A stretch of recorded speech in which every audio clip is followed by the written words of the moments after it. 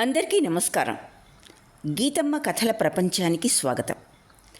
నేను మీ గీతావాణి. ఆంధ్రుల ప్రసిద్ధ రచయిత్రి మాలతీ చందూర్ గారి రాగం అనురాగం నవలలో మిస్ అయిన అతి చిన్న భాగాన్ని ఇక్కడ నేను ప్రజెంట్ చేస్తున్నాను. ఆలకించండి. శ్రోతలకు ఒక విన్నపం. వీడియో చేయటంలో 5 గంటలకి పైగా ఎక్కువగా ఉండటం మూలాన 2 భాగాలు చేసి విడుదల చేస్తున్నాను. ఈ నవల డైరెక్ట్గా చదివింది కనుక ఇష్టం లేని వారికి జరిగిన కథల బెడద ఉండదు. మరో ముఖ్యమైన మాట, ఫోన్లో 2-3 రోజుల నుండి ఏదో కాషన్ మెసేజ్, కొన్ని ఆడియో బిట్స్ ఏ కారణం చేతనో ఎరేజ్ అయిపోతున్నాయని మెసేజ్ వస్తూ ఉంది. అలా ఏదైనా జరిగిందో లేక లాస్ట్లో చాలా చిన్నదైన బిట్ని యాడ్ చేయటం పొరపాటుగా నేను మర్చిపోయానేమో. అందుకే మరో భాగాన్ని, ఓ చిట్టి భాగాన్ని మరలా రిలీజ్ చేస్తున్నాను. శ్రోతలకు కలిగిన అసౌకర్యానికి చింతిస్తున్నాను. ఇప్పుడు పొరపాటుగా మిస్ అయిన చిట్ట చివరి భాగపు కథలోకి. ఆ రోజు 4 మోహన్ రావు వచ్చాడు. మహి రమ్మని ఉత్తరం రాసింది. అతను వస్తున్నట్లు బావతో చెప్పింది, అత్తతోనూ చెప్పింది. నీ ఇల్లు నీ ఇష్టం, నాకెందుకు చెప్తున్నావు? ఎవరొచ్చినా శక్తి ఉన్నంతసేపు వండి పెడతాను అంది బంగారమ్మ నవ్వుతూ ఉన్న మహి ముఖం చూసి. మహి నవ్వుతున్న కొద్దీ బంగారమ్మకి మంటగా ఉంది. రాముడికి ఏదో మిస్టరీలాగా ఉంది. మోహన్ రావు మామూలుగా సోఫాలో కూర్చున్నాడు. మహి గోపాలరావు గారు పెట్టిన ధర్మవరం పట్టుచీర కట్టుకొచ్చింది. టీపాయ్ మీద గులాబీల గుత్తి. మహి కట్టుకున్న చీరను చూసి మోహన్ రావు కళ్ళు ఒక్కసారి ఆశతో తళుక్కుమన్నాయి. రాముడికి అంతా శూన్యంగా నిరాశగా ఉంది.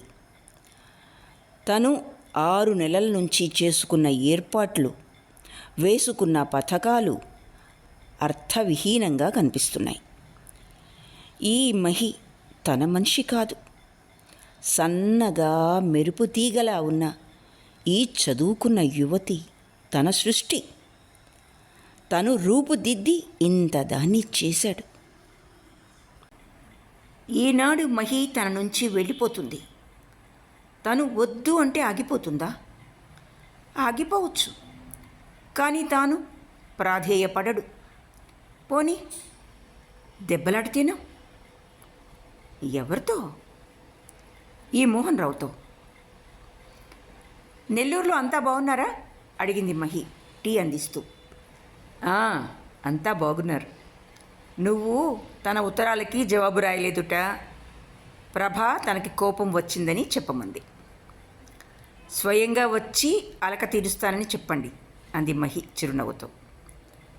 అది చెప్పాను, వదిన క్రిస్మస్కి వస్తుంది అని. రాముడు కోపంగా లేవబోయాడు. ఈ సంభాషణ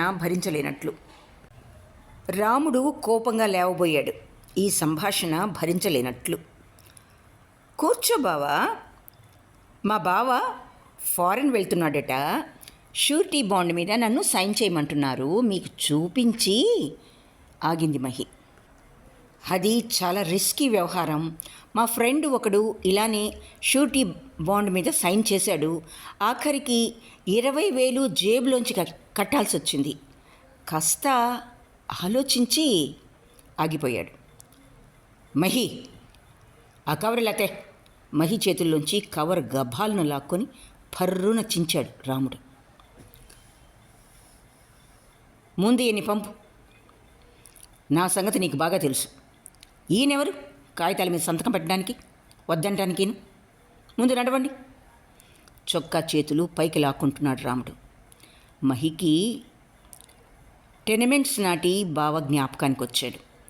ఒక ఆడపిల్ల జడలాగుతుంటే స్టూడెంట్ని లాగి లెంపకాయ కొట్టిన కండక్టర్ జ్ఞాపకం వచ్చాడు. మోహన్ రావు గారు, మిమ్మల్ని పిలిపించిన పని అయిపోయింది. మీరు మామయ్య కొడుకులాగా ఎన్నిసార్లు మా ఇంటికి వచ్చినా నాకు అభ్యంతరం లేదు.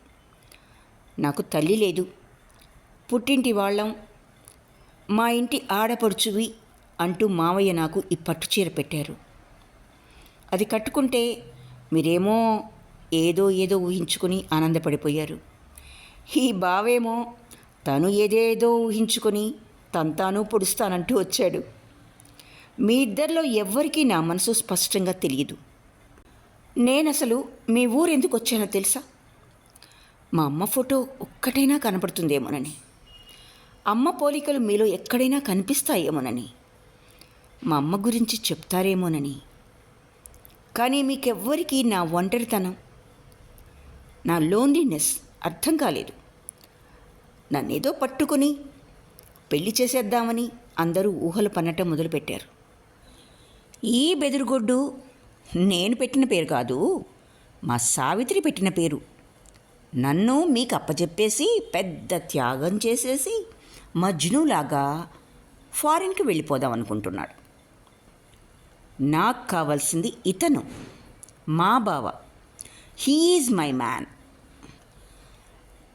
నా గ్రీన్ సిగ్నల్ మీకు ఇప్పటికైనా అర్థమైందనుకుంటాను అంది మహి. మోహన్ రావు సోఫాలోంచి లేచాడు. రాముడు ఆ చింపిన కాగితపు ముక్కల్ని మహి తల మీద పోశాడు, పువ్వుల్లాగా. సమాప్తం.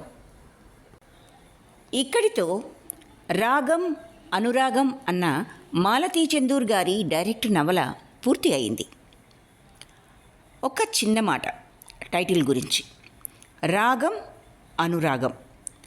ఇక్కడ రాగం అంటే ప్యాషన్ అని, అనురాగం అంటే ట్రూ లవ్ అని అర్థమని నేను భావిస్తున్నాను. ఇదే ఇతివృత్తంతో ఎన్నో సినిమాలు వచ్చాయి. పై మెరుగులకు ప్రలోభపడకుండా నిత్యమైన సత్యమైన ప్రేమను గుర్తించి స్వీకరించిన నాయిక పాత్ర ఎంతో చక్కగా విలక్షణంగా ఉన్నది కదా. ఇక్కడితో ఈ పఠనాన్ని ముగిస్తున్నాను. ఫ్రెండ్స్, ఈ రచనపై మరియు నా నెరేషన్పై మీ అభిప్రాయాలను తప్పకుండా తెలుపుతారు కదూ. సెలవా మరి.